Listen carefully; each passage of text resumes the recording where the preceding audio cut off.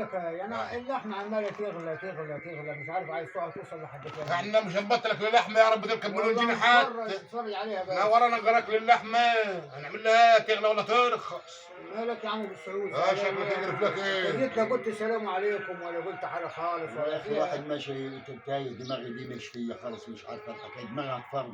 ليه لا. كده؟ زعل نفسك جو ولا الجحش ايه؟ اللي حيلتي اديلي 3 ايام داير الف عليه، لفيت الكره الارضيه مانيش لاقيه، ضاع ما اعرفش اللي خده مين يا دي ولا. المصيبه، ده احنا لنا 3 ايام ما شفناكش كمان، وانت ما ما أنا روحتش زعلان. البيت كمان، بيقولوا ما روحتش يا ولا عمي. انت البيت. اديلك 3 ايام داير تدور على الجاه. زعلان وعامل ده كله. من ساعة اللحمة ما غيرت العيال بتسرق الحمير، أنا خايف لا يكونوا خدوه وذبحوه العيال دي. يا عم لا، هو كان الجحش والله. الضان بتاعك. وبعدين انت دخلتك علينا ب 100 جاح.